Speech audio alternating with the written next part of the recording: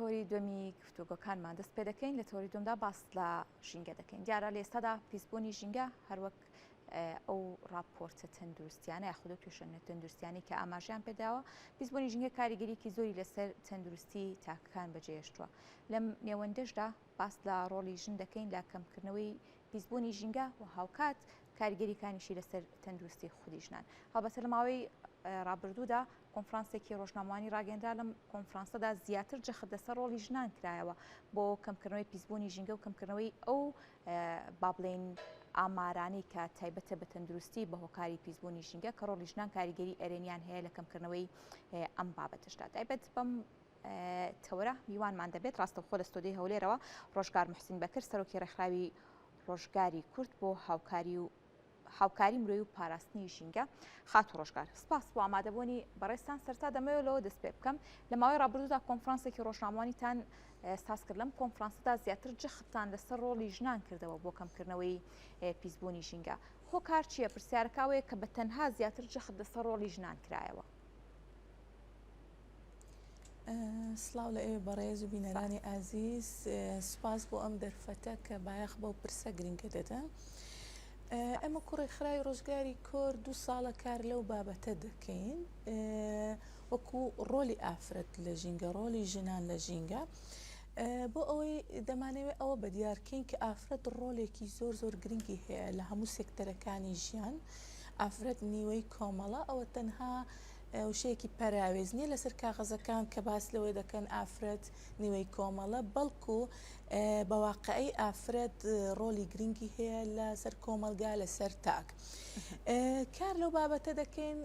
بە پاڵپشتی ڕێکخراوێکی بیانی کە ئەوە ببینین کە کاریگەری ئافرەت و ڕۆلی ئافرەت لەسەر پاکڕاگرتنی ژینگە، لەسەر هوشیاری تاک، لەسەر هوشیاری منداڵ چەند گەورەیە. ئافرەت ئەگەر هوشیار بێت، ژن ئەگەر هوشیار بێت، ئەوە کاریگەری ڕاستەوخۆی لەسەر تاکە، ئەوە لێرە ڕۆڵێکی پەروەردەیی دەبینێت لەگەڵ نەوەکانی داهاتوو. لەبەر ئەوەی ئافرەت بەرکەوتەی زیاترە لەسەر مەوادەکانی کە ژینگە پیس دەکات، بەرکەوتەی زیاترە لەسەر لەگەڵ ژینگەی دەوروبەری. لێرەدا ئێمە ئەو بابەتەمان هەڵبژار کە چۆن بتوانین ژن هوشیارکەینەوە لەو بابەتە تاکو ئەوە ڕنگدانەوەیەکی هەبێت بۆ هوشیارکردنەوەی تاک بەگشتی لە کوردستان. باشە، ئەو ڕێکارانی کە دەگیرێتە بەر بۆ هۆشیارکردنەوەی ژنان تایبەت بۆ بابەتانی کە بەکاردێنرێت کە هەم کاریگەری لەسەر ژینگە و هەم کاریگەریش لەسەر تەندروستیش دەبێت، ئەو هەنگاوانی کە کاری لەسەر دەکرێت خۆی لە چیدا دەبینێتەوە؟ بەڵێ، ئەمە وەکو ڕێکخراو چەندین ساڵە کار بۆ هۆشیاری ژینگە دەکەین بۆ تاک، بەڵام 2 ساڵە کار بۆ هوشیاری ژن دەکەین. پرۆژەیەکی ئەو جارەمان پرۆژەیەکی 6 مانگیە، خۆی لە چەندین زنجیرە سیمینار و خوڵی ژینگەیی دەبینێتەوە. ئەو خولانە بۆ شکارکردنەوەی ژینگەیینە. چەندین خوڵمان ئەنجام داوە لە هەر چوار پارێزگای کوردستان لە شار و شارۆچکەکان بەگشتی، تێیدا تقریبان 600 ژن لەو خولە بەشدار بوونە و هەروەها چەندین سیمیناری جۆرا و جۆر لە قوتابخانەکان، لە شوێنە گشتیەکان، لە گەڕەکە هەژار نشینەکان، دابشکردنی پرۆشورە، دابشکردنی ڕێنمایی ژینگەیە و هەروەها چاندنی نەماما و چەندین دیبیت و کۆنفرانس ئەنجام دەدرێت و دابشکردنی حاویەی زبڵە و دابشکردنی زەرفی کاغەزە بۆی بتوانین ڕێنمایی خەڵک بکەین کە خەڵک وشیار بە لە مەترسیەکانی بەکارهێنانی نایلۆن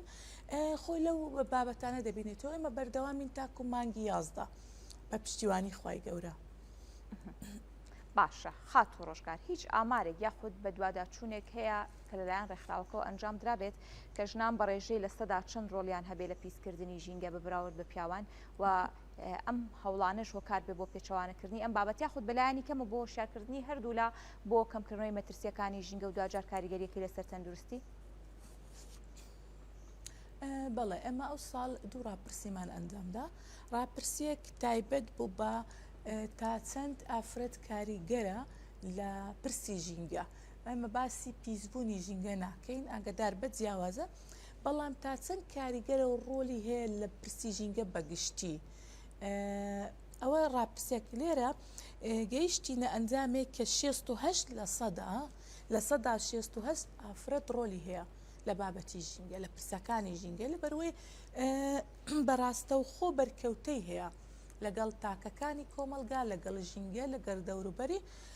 راپرسێکی کەمان ئەنجامدا کە پێک هاتووە لە 8 پرسیار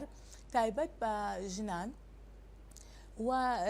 لە چەندین ئاستی جیاجیا وەکو پزیشک و مامۆستا و فەرمانبەر و ئەو ژنانەی کە خوێندەواریان نییە خودت خوێندەواریان لە ئەستێکی کەمە لێرەدا چەند پرسیارێکمان ئاراستە کردوون ئایا زانیاریت هەیە دەربارەی ژینگە ئایا ئافرەت ڕۆلی هەیە لە بەردەوامی ژینگە ئایا کەلوپەلی نایلۆن بەکاردێنی بەداخەوە لێرە گەیشتینە دەرەنجامێک ببوورە کە ئافرەت ڕۆلێکی زۆری هەیە یەکەم شت لە ژینگە لە پرسی ژینگە دوای لە زیاد بەکارهێنانی ئاو لە زیاد بەکارهێنانی مەوادە پلاستیکەکان لێرەدا زۆربەی بەڵێ بوو کە من ئاو زۆر بەکاردێنم کە مەوادی پلاستیکی زۆر بەکاردێنم بەداخەوە ئێستا ئەم بابەتانە بە تایبەتی لەگەڵ پێشکەوتنی کۆمەلگا و تەکنەلۆجیا و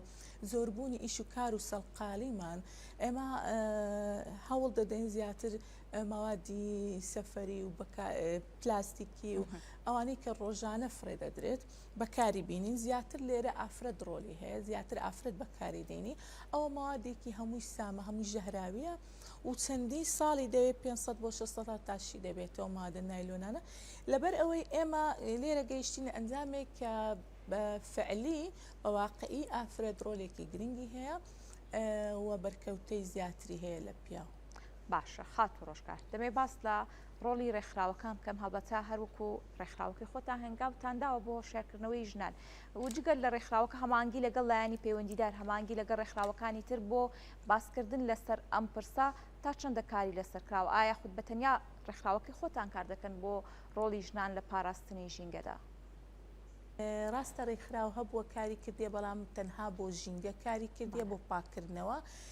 دەبێت ئێمە هەوڵ بدەین بە هەمومان بە یەک لایەن نابێت تەنانەت بە ڕێکخراوێکی ئێمە یاخود چەند ڕێکخراوێک دەبێت بە هەموو لایەنەکان بێت بە یەکەوە پاڵپشتی یەکتر بکەین لایەنی حکومی لایەنی پەیوەندیدار کەناڵە ڕاگەیاندنەکان بۆی بتوانین سەرەتا کار لەسەر هێزر و مێشکی تاک بکەین سەرەتا تاک هوشیار بکرێتەوە اینجا بابەتەکانی کە بۆ خۆی چارەسەر دەبێت. باشە خات و ڕۆژگار و کۆتا پرسیار دەمێ بزانم دو هەنگاوی ئێوە چی دەبێت لەسەر کارکردن لەسەر پرسی ژنان بۆ کاریگریان لەسەر ژینگە طبعاً ئێمە بەردەوام دەبین ساڵی دابێ ئینشاءالله بە پشتیوانی خوای گەورە و لەگە ڕێکخراوێکی نێودەوڵەتی کە زۆر کار ڕێکخراوێکی ڤینەتەکیڤینە کە زۆر کار بۆ ئەو بابەتە دەکات بۆ ڕۆلی ژن لە ژینگە و بۆ هوشیاری تاک لە کوردستان ئێمە بەردەوام دەبین ساڵی دابێ پرۆژەکەمان زیاتر درێژخایەنە درێژێ بۆ بابەتە دەدەین و چەندین چالاکی جۆرا و جۆرمان دەبێت بە تایبەتی لە قوتابخانەکان لە زانکۆ و پەیمانگەکان لە گەڕەکە هاوژار نشینەکان چەندی سیمینار و خوڵی ژینگەییمان دەبێت جیا لەگەڵ ئەوەی کە ئێمە هەوڵ دەدەین بۆ زیادکردنی ڕێژەی سەوزایی لە کوردستان بۆ ئەوەی بتوانین زیاتر ژینگەکەمان بەرەو تەندروستتر و پاکتر و تاکەکانی کوردستان بەرەو تەندروستتر بڕۆن